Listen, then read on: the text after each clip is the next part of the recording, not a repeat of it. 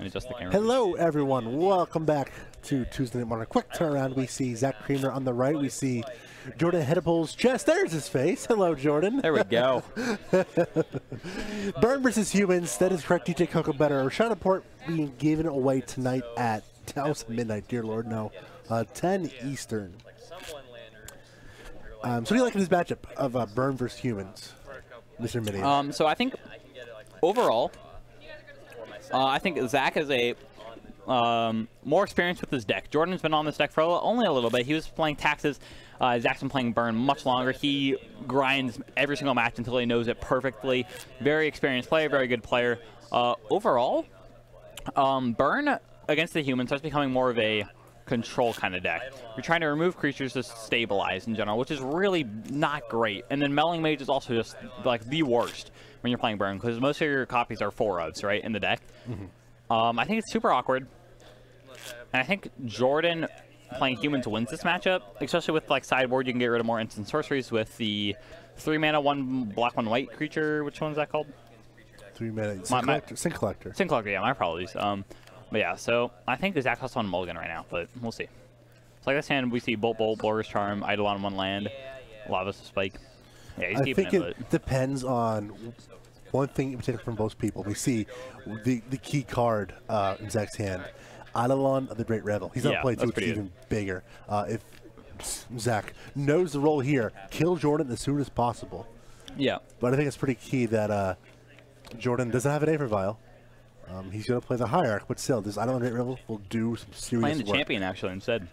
How do you? Interesting. Is that orchestra? Do you want a ramp here? No land here. Or do you want a big thing here? Oh no, does Zach miss a land? Yeah, so there's a problem. Yeah, so there's been another big problem here. But I mean, Swiss Spear can actually get in here for a point of damage, and then yeah, he has Swiss Spear here, but it's really awkward. And also the concept is like sometimes I don't even think you want to play like the removal heavy thing, and you just want to race them, right? Yeah. But I just think in general it's really awkward. And if Jordan goes turn 2 Meddling Mage naming Lightning Bolt here, that could just be game over. Correct. Kitesell Freebooter off the top. There's the land number 2 from Jordan. And we're going for a Champion Hierarch. I'm not a fan of that. I think, that's tough actually, because this accelerates you, and I do like that, but I think Meddling Mage could just instantly just secure. Does he have Meddling Mage? Yeah, he has 2 in hand.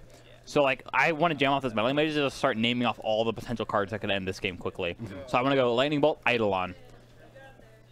Land number 2 there. So we're going to see the Eidolon, or we might see double bolt here. I don't know. Interesting. Depends on what Zach wants to do. We're attacking first. I think you need to double bolt here, Zach, just to get. All right, take out the champions. Yeah.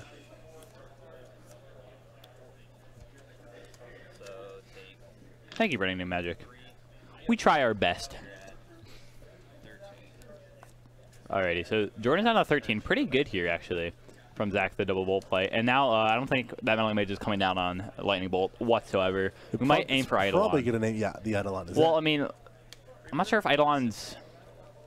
it should be known that he's playing 4 of Eidolon, right? Yeah. So that's what I would personally name. Jordan leads with the Freebooter. Yep, getting there for 1 with the Exalted effect here. Coming down to 16. I don't know if I agree with that with Jordan. He wants to... he can't take the Eidolon with Freebooter. I know, but like... We're saying Meddling Mage, right? I agree that is the correct play. Yeah, or even Reflector Mage bounce. Eidolon is just such a problematic card for Humans. Yeah, I definitely think it should. Zach's only at 16. He's not dying anytime soon. Yep. And Jordan's on to 12 here. Now everything Jordan does, he's gonna take the damage for it. Yep. So, going back to that one play, if we gonna Reflector Mage it though. Yeah. So if we used Meddling Mage to name the bolts on that turn, he wouldn't have had the bolt. He would have just gone Eidolon instead. Which would have been interesting because then the next Meddling Mage, or the next one Meddling Mage wouldn't have been able to name Eidolon, but hopefully we can name Eidolon here with the Meddling Mage after we bounce with Reflector Mage. I don't know. Yeah. It's just complex, very interesting lines of plays. Driver turns a Lightning Helix. Yep. Like there's so many options here. All right, if you're Zach, do you get in there? I know it's awkward to say as a Burn player, but you can't. Yeah, so if you attack here, you don't die to the trade, right? Because you have Lightning Helix, right? Yeah. So there is no trading. It's either going to be a bounce or you're going to get damage through. Like, how do you want to use this Lightning Helix? You want to try to use it to... remove the a meddling mage or a freebooter. Sure. If you remove them, or he's just passing actually, which is interesting. So the way I see it, I think any potential free damage is what you want. So if he could attack here and get free damage at like no downside, I think that's something you want to try for. I don't know. It's pretty interesting. He's holding it up at instant speed, which is fine in general. Another reflector mage might be coming down here. Meddling mage. In response, we're firing off this Helix.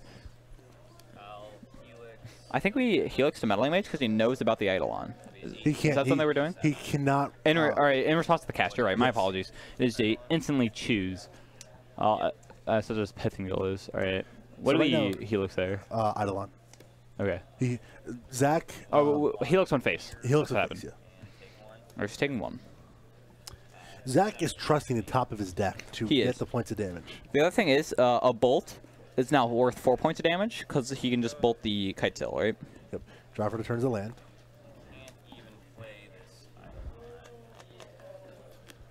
We don't play the land here because they have landfall effects in the deck. Yeah, to be fair, it's a fetch land, so... Yeah, so it doesn't really matter, but it's also just extra information. And it could have forced Jordan playing this kite tail freebooter instead of the reflector mage, which it looks like it's happening. Freebooter? Yep. Zach's fine with that.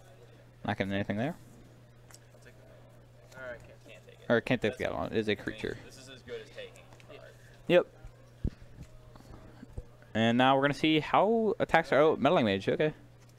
Let's see what we're naming Searing Blaze. All right. That's a play right there. He sees that's going to be trouble. And, First in general, like you already saw a Bolt and a Helix gone. Like the next potential 4 of it is going to be Searing Blaze. Or, I mean, and you don't care about any of his creatures either at this point. That's a lot of damage coming in. I think it was total as 11 is what they were saying. 1, 2, 3, 4, 5, 6, 7, 8, 9. I only count 9, but I could be wrong. Zach's coming down to 12. All right, let's see what Zach can muster. Boros Charm. That's a pretty good draw. That's step 1. What did that other melee mage name? Was it Bolt? No, Searing Blaze. That's Searing Blaze. Yeah. So I don't think he used Rise this though. That's the problem. So we Boros Charm, put him down to 3.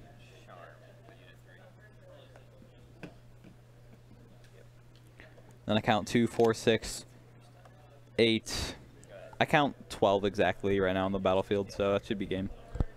All right. That's unfortunate, though. Land returns 2, 4.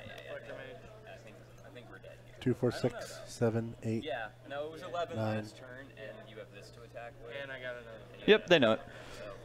That's plenty of lethal. It's at 13 total, I believe. That'll be game 1, going to humans. Jordan Hudepohl getting the job done. Yep. Missed land drop and then hit up to 4 land drops in the late game when he wanted just more bolts, but not bad. And then here we see that Zach didn't go after the creatures and he just went face.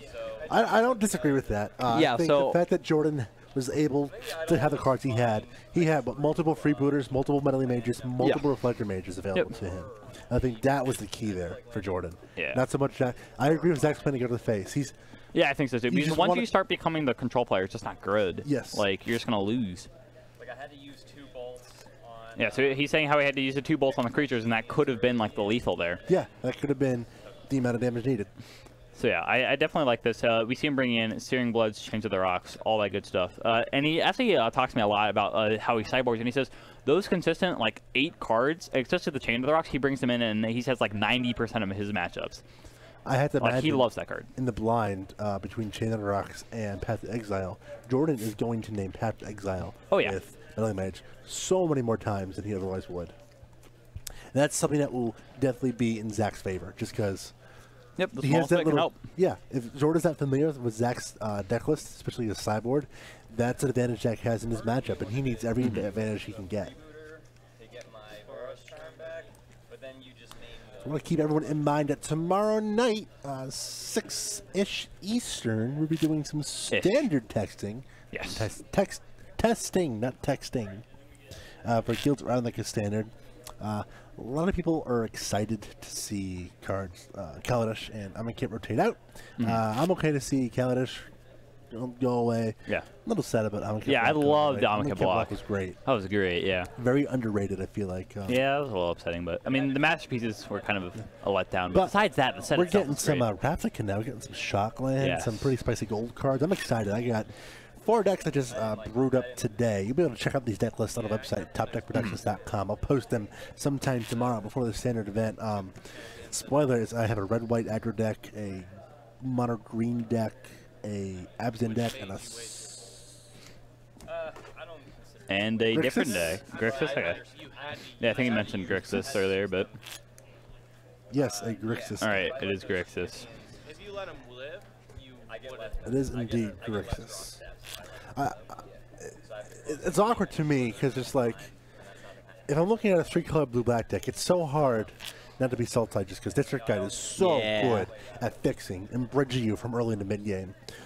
But at the same time, I think the power of a card like Nicole Bolas is going to be completely dependent on how heavily played Null Hide Ferox is played. If that card's everywhere, I don't want to touch Bolas of a 10-foot pole. Yep. If that card is nowhere, then I'd be more inclined to jam Bolas. That, to me, excuse me. Yeah, so I think the Ferox actually has a ton of potential. I think Stompy's going to pick up real quick, especially since it's one of the more budget decks. You'll be seeing it at like local FNMs a lot more. Yeah, week 1 you always want to do the proactive thing. You don't want to react week 1, unless the Fairy's brand new, just like in Dominating our Standard, of course. Like, so, I mean, I'm looking at a lot of mid-range right now, especially like a green-black dredge kind of list, but... I just want to see how the Grixis is front, because Nicole Bolas is great. Was really impressed with Ral as a Viceroy. Worst case, just do a Sultai list. I think the mana on that would be pretty interesting, just because, like, man, just like... In Sultai, you have Water Grave, Overgrown Tomb, Woodland Cemetery. You have so many options. Yeah, you have. And you can play Field of Ruin, too. You're going to have like, in Sultai. Sorcerer's Cantha, too. You're going to have Hinterland Harbor, Woodland Cemetery, and Drowned Catacomb, as well as Water Grave and Overgrown Tomb. You have 5. And you're getting Breeding Pool the next set, too. Yes. But here's the thing to remember. And so whenever anyone's building a deck, you want to pull up the Frank Carson article regarding mana building, because that is the basis of your deck. Like my Abzin deck, that deck is running 4 History Battalion. So I need 19 white sources to normally cast that. And that is something I consciously have to consider building my mana base, and something I have consciously considered. With my Grixis deck, it is a blue-black base deck, but I can't run certain cards. Like, it's a little awkward running Vraska's Contempt. And mana just quite isn't there without, like, Blood Crypt and stuff like that. Someone in chat saying they're jamming the blue-black for Columbus Open. Oh, yeah, maybe we'll see you at Columbus Open. Yeah, I will be there at Columbus. Will you be there in Columbus? Yeah, I'm not sure if I'm doing the team events or just a classic. Recently I did the challenges at the Cincinnati Open, and I got like 200 plus in store credit for that. Compared to the SCG Classic, where I topped 32, I think I came in like 21st, and I got only 75 for that. So the challenges were a lot more valuable for me, but I'd much rather top a Classic and get, you know, something noticeable, right? Some challenges on Saturday and Classics on Sunday. Well, I think I'm only going up for one day. Okay. Zach, again, on 1 land. Jordan has the ideal start here. He has a Vial off this first land. Here's land number 2. We're going to see a champion of the parish. Really good start for Zach overall. That's it. The turn 1 8th row means that he can get in with that Swiss Spear, which helps quite a bit. And no land there. Swiss Spear out the top. That's a bummer. We're doing pretty good, Goober. No boggles tonight, though. No boggles, no meadows. Yeah. So sorry, Goober. No one actually plays boggles here anymore. Zach again missing land number 2, but I mean his draw's not the worst. It's another Marcellus Swiss Spear. If he draws a second land, his turn should be explosive. Yeah, Zach has a ton of potential, but once he gets a second land, he'll be cruising, I think. I say, I think I would have played the second Swiss Spear, but all right, so we're gonna bolt, no block. I think he realizes that he is in this awkward position where he can control while dealing damage. I mean, if you have the creature, you can keep jamming beats with it. It'll eventually get there, right? Yep. Well, the 2 draws another champion. Lands either one of those. Yeah, Goober, actually, I don't think anyone's... So, once Justin Blackburn built an actual real deck, besides Boggles, I think he had, like, a couple of, like, Popper Brews or something, but, like, once he built, like, another modern deck, no one played Boggles here anymore. He was pretty much the only one. Draw for the turn is a Goblin Guide. Not what the doctor ordered. Like, so my last feature match... Oh, Goober, are you nearby? I was just getting flooded every game, and now I'm getting screwed. Like, alright, yeah, so Zach said his past few games he was getting flooded, and now he's getting mana screwed. I think he plays exactly 20 lands.